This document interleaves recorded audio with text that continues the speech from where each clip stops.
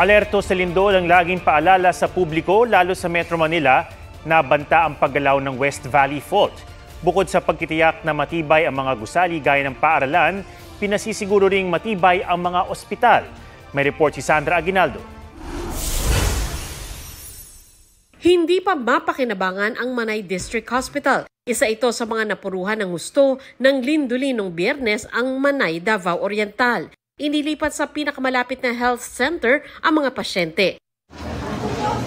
Nagdulot din ng takot sa ilang ospital sa Cebu ang magnitude 6.9 na lindol noong September 30. Naglabasan ang mga pasyente sa Cebu City Medical Center. Apaw rin noon ang mga pasyente sa Cebu Provincial Hospital sa Bogos City kung nasaan ang epicenter ng lindol. Kapag may mga ganitong pagyanig, ayon mismo sa Department of Health, dapat handa at matibay ang mga ospital. Make sure we will be the last facility standing. In a big one, tayo ang dapat huling facility na hindi babagsak. Sa Metro Manila, ang kinatatakutang The Big One o paggalaw ng West Valley Fault ang pinaghahandaan. Sabi ni Secretary Ted Herbosa na inspeksyon na ang mga gusali ng mga ospital para tiyaking hindi sila guguho. Alinsunod sa DOH contingency plan, hinati sa 4 na quadrant ang Metro Manila at bawat quadrant may mga naka-assign na primary healthcare facility. Sa North Quadrant, naroon ang Caloocan, Malabon, Navotas, Valenzuela at Quezon City. Sa West Quadrant, ang mga lungsod ng Mandaluyong, Maynila at San Juan.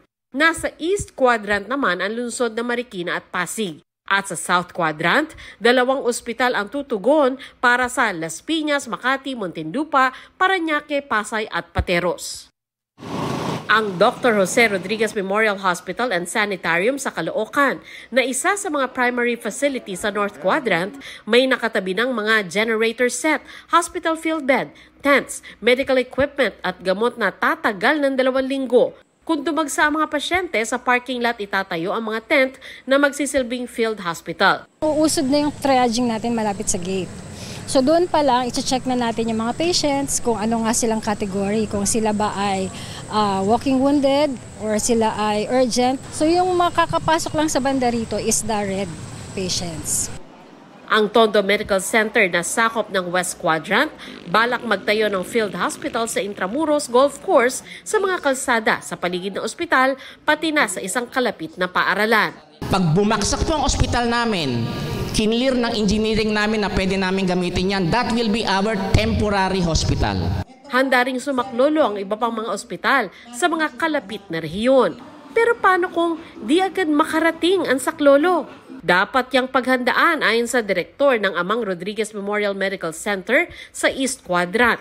So kung sino yung first wave na tutulong sa amin, manggagaling pa sa Visayas. Yung second wave sa Soksa dyan pa po manggagaling. Paano po kung sira na lahat ng airport?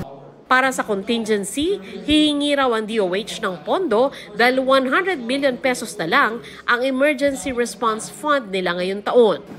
Lubhang delikado ang mga lugar na dinaraanan mismo ng West Valley Fault. Sa Barangay Pembo, Taguig, na may 74,000 residente, tinatawid ng fault line ng isang kalsada at ang harap ng Pembo Elementary School. Meron po kaming disaster preparedness na ginagawa every year.